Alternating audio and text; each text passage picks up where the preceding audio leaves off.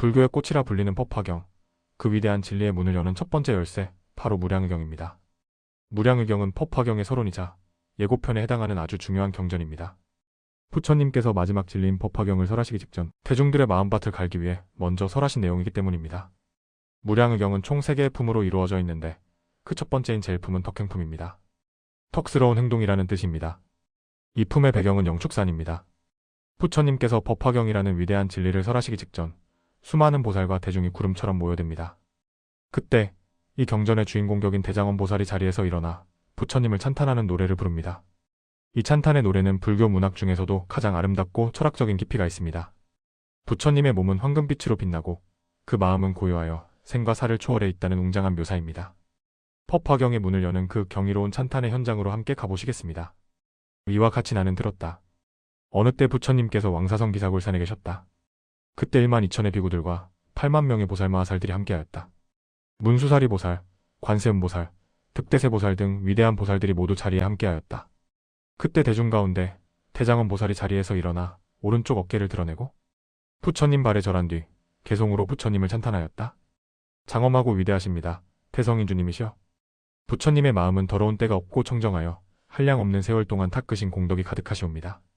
부처님의 몸은 진금색으로 빛나시고 온몸의 털구멍에서 향기를 뿜어내시니 그 아름다움은 세상의 어떤 것과도 비교할 수 없나이다.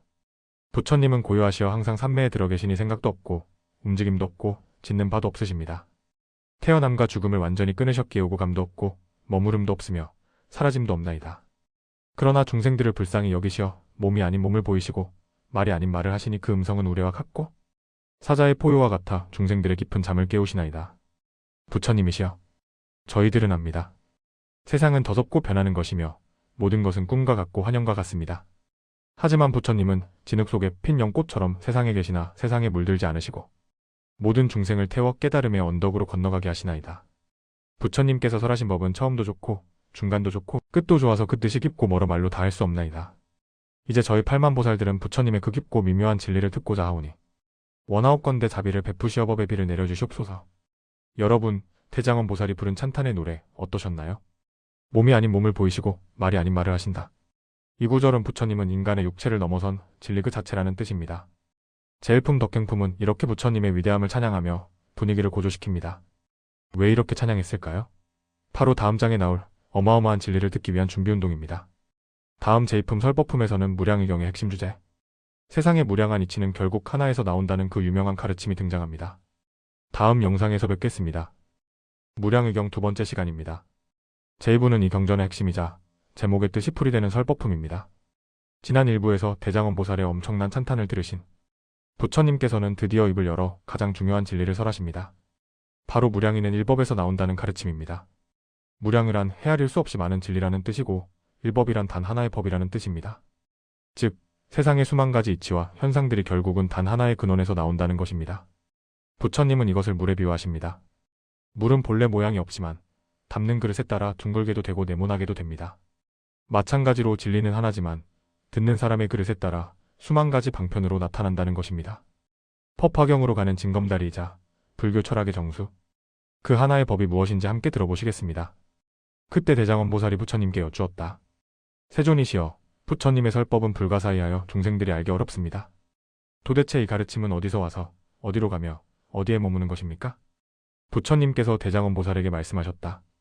훌륭하다, 선남자여. 나는 도량에 머물면서 지난 40여 년 동안 끊임없이 법을 설하였다. 비유하자면 물은 한 가지 성질이지만 강이 되고 시내가 되고 도랑이 되어 각각 다르게 흐르는 것과 같다. 하지만 그 물이 만물을 씻어주고 길러주는 성질은 모두 똑같으니라. 나의 설법도 이와 같으니라. 중생들의 성품과 욕망이 각각 다르기에 나는 그들의 근기에 맞춰 때로는 성문의 법을, 때로는 영각의 법을, 때로는 보살의 법을 설하였다. 그러나 그 근본은 오직 하나, 무량이니라. 선남자여, 이 무량이는 어디서 나오는가? 오직 하나의 법에서 나오느니라. 그 하나의 법이란 무엇인가? 바로 무상이니라. 무상이란 모양이 없다는 뜻이다. 모양이 없기에 모든 모양을 만들어낼 수 있다. 이 법은 본래 텅 비어서 고요하고 생겨남도 없고 사라짐도 없다. 하지만 중생들이 이를 알지 못하고 집착하여 괴로워함으로 내가 자비심을 일으켜 이 법을 설하는 것이다. 선남자여, 만약 보살이 이 하나의 법을 깨달으면 무량한 법을 꿰뚫어 보게 되어 모든 중생을 능히 구제할 수 있으리라. 마치 왕자가 국왕의 뒤를 이어 나라를 다스리듯 이 진리를 깨달은 보살은 부처님의 뒤를 이어 중생들의 병을 고쳐주는 의사가 되고 길 잃은 자들의 눈이 되어줄 것이니라. 이 무량의경은 모든 중생의 마음속 번뇌를 씻어주는 법에 비어 생로병사의 고통을 건너게 하는 큰 배와 같으니라. 부처님께서 이 법을 설하시자 삼천대천세계가 6가지로 진동하고 하늘에서 아름다운 꽃비가 내리며 대중들을 축복하였다. 여러분, 모든 것은 하나에서 나온다는 말씀 어떠셨나요? 물은 모양이 없지만 그렇기에 컵에 담기면 컵 모양이 되고 병에 담기면 병 모양이 됩니다. 우리의 마음도 이와 같습니다. 내 본래 마음은 모양이 없지만 내가 화를 내면 화난 모양이 되고 사랑을 하면 사랑의 모양이 됩니다. 결국 내 마음 하나를 잘 쓰면 무한한 가능성을 만들 수 있다는 것이 제이품 설법품의 교훈입니다. 다음 제3부에서는 이 위대한 가르침을 믿고 따르면 우리 삶에 구체적으로 어떤 좋은 일이 생기는지 10가지 공덕에 대해 알아보겠습니다. 다음 영상에서 뵙겠습니다. 무량의경, 그 대단원의 막을 내리는 마지막 제3부입니다. 제3품의 제목은 10공덕품, 즉 10가지 공덕입니다. 지난 2부에서 모든 진리는 하나에서 나온다는 이치를 배웠습니다. 그렇다면 이 이치를 믿고 실천하는 사람에게는 어떤 일이 일어날까요? 부처님께서는 10가지의 구체적인 이익, 즉 공덕을 약속하십니다. 이 품의 내용은 아주 파격적입니다. 아직 번뇌를 다 끊지 못했어도 이 경을 들으면 남을 구제할 수 있다. 아직 범부의 몸이라도 이 경을 지니면 보살의 대우를 받는다. 마치 흙탕물에 맑은 구슬을 넣으면 물이 맑아지듯 우리의 탁한 마음을 단숨에 정화해주는 무량의경의 10가지 공덕, 그 희망찬 약속을 마지막으로 독송하겠습니다. 그때 대장원 보살이 부처님께 여쭈었다. 세존이시여, 이 무량의경은 참으로 불가사의합니다.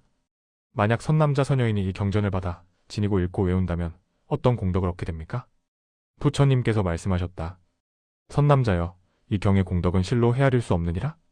그중 대표적인 10가지 공덕을 말하리라. 첫째 공덕은 마음의 변화이다. 이 경을 들으면 질투하는 자는 기뻐하는 마음을 내고 화내는 자는 자비로운 마음을 내며 인색한 자는 베푸는 마음을 내고 교만한 자는 겸손한 마음을 내게 되느니라. 둘째, 설법의 능력을 얻는다. 비록 이 사람은 아직 번뇌에 묶여있는 범부이지만 이 경전의 이치를 깨달았으므로 다른 중생에게 법을 설하면 그 말을 듣는 자들이 모두 기뻐하고 깨달음을 얻게 되느니라. 셋째, 마음이 흔들리지 않는다. 번뇌가 아직 남아있어도 마치 죽은 나무처럼 고요하여 생사에 대한 두려움이 사라지고 용맹한 정진력이 생기느니라. 넷째, 중생의 스승이 된다. 비록 스스로는 아직 강을 건너지 못했으나 이 경전이라는 튼튼한 배를 가지고 있기에 다른 사람들을 태워 건네줄 수 있느니라. 다섯째, 두려움이 사라진다. 이 경을 지니면 어떤 마군이나 외도도 침범하지 못하며 항상 당당하고 위험 있는 모습으로 대중을 이끌게 되느니라. 여섯째, 번뇌를 끊어낸다. 마치 맹렬한 불꽃이 숲을 태우듯 이 경전의 지혜가 마음속의 모든 번뇌와 찌꺼기를 태워 없애느니라. 일곱째, 무생법인을 얻는다. 태어남과 죽음이 본래 없다는 깊은 이치를 깨달아 어떤 고난이 닥쳐도 마음이 요동하지 않느니라. 여덟째, 모두가 공경한다. 이 경을 믿고 따르는 사람은 채석천과 범천 그리고 수많은 국왕과 백성들이 마치 부처님을 대하듯 공경하고 예배하리라. 아홉째, 무거운 죄업이 사라진다. 과거에 지은 무거운 업장이라도 이 경의 위신력으로 순식간에 씻겨나가고 청정한 마음을 되찾아 마침내 깨달음의 길에 들어서리라. 열째, 부처님의 지위에 오른다. 이 사람은 머지않아 부처가 될 것이라는 수기를 받고 온 세상 중생을 구제하는 위대한 법왕이 되리라. 선남자여, 이것이 무량의경의 10가지 불가사의한 공덕의 힘이니라. 그러므로 너희는 마땅히 이 경을 받아 지니고 읽고 외우며 널리 전해야 하느니라. 여러분, 무량의경 3부작이 모두 끝났습니다. 마지막 10번째 공덕에서 부처님은 너는 반드시 부처가 될 것이다 라고 약속해 주셨습니다. 이보다 더 큰 축복이 어디 있을까요? 이 무량의경은 바로 뒤에 이어질 대서사시 법화경을 위한 서막이었습니다. 이제 여러분의 마음밭은 충분히 갈아졌습니다. 이제 그 위에 법화경이라는 진리의 씨앗을 심으시면 됩니다. 짧지만 강렬했던 무량의경 시리즈를 시청해 주셔서 감사합니다. 여러분의 삶에 무량한 공덕이 함께하기를 기원합니다. 성불하십시오.